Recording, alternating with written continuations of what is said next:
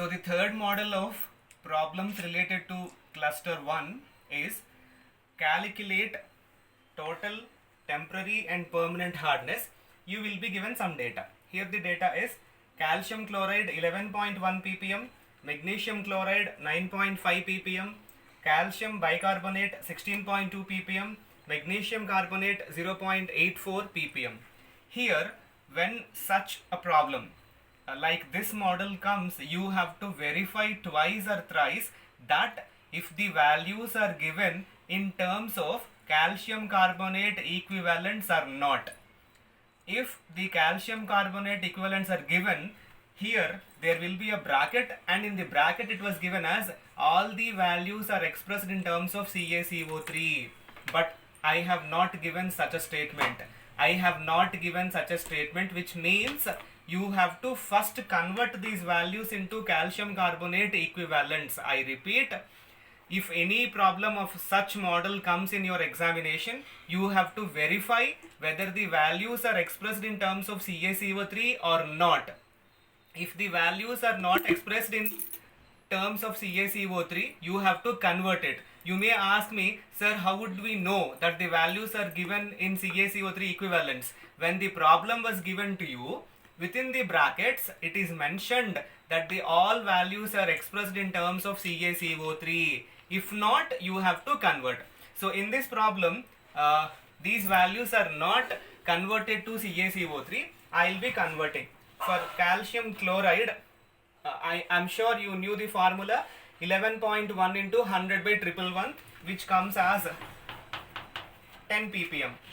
For calcium bicarbonate, 16.2 into 100 by 162, it also comes at 10 ppm only. 16.2 into 100 by 162, so it comes as 10 ppm. And coming to magnesium sulfate MgSO4, so 9.5 into 100 by 95, it also comes as 10 ppm. 9.5 into 100 by 95. And coming to magnesium carbonate, 0.84 into 100 by 84, which comes as 1 ppm. Why I am doing all this? Conversion of equivalence of calcium carbonate has a formula, and the formula is given data multiplied by GMW of CaCO3 whole divided by GMW of hardness causing substance. For example, given data is 11.1 ppm. So 11.1 ppm into GMW of CaCO3 100 whole divided by GMW of hardness causing substance CaCl2. So 11.1 into 100 by 111. Likewise, you have to do all the things. This is step 1. Now step 2, you have to identify which substance is temporary and which substance is permanent. In step 2, you have to identify which substance is temporary hardness causing and which substance is permanent hardness causing. Here, calcium chloride, which is permanent hardness causing, magnesium sulfate, this is also permanent hardness causing, calcium bicarbonate, temporary hardness causing, magnesium carbonate, temporary hardness causing. So if you want to know about temporary hardness causing, what was the answer?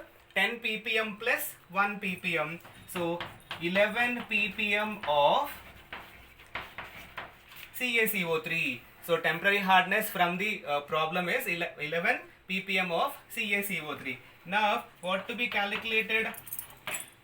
Permanent hardness. Permanent hardness is 10 ppm of CaCO3 for calcium chloride, 10 ppm of CaCO3 for magnesium sulfate.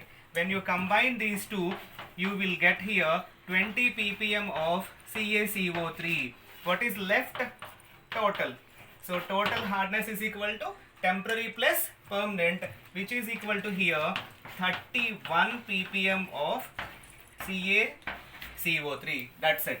You have to remember when you are solving such a problem that whether the values were given in terms of CaCO3 or not. ఇలాంటి problem ఇచ్చినప్పుడు అక్కడ ఇచ్చిన values అన్నీ కూడా CaCO3గా చెప్పారా లేదా? CaCO3గా చెప్పారనుకో, డైరెక్ట్గా కలిపేస్తారు. Temporary అన్నీ ఒక దగ్గర, పర్మనెంట్ అన్నీ ఒక దగ్గర యాడ్ చేస్తారు అంతే. ఒకవేళ CaCO3 టర్మ్స్ అని ఎక్కడ మెన్షన్ చేయకపోతే మాత్రం మీరు ప్రతి వాల్యూని CaCO3 టర్మ్స్లో కన్వర్ట్ చేసి అప్పుడు టెంపరీ అన్ని యాడ్ చేయాలి, పర్మనెంట్ అన్ని యాడ్ చేయాలి. You get 2 answers, 1 for temporary, 1 for permanent. Then you add these two, you will be calculating the total hardness. I hope I'm clear. Thank you.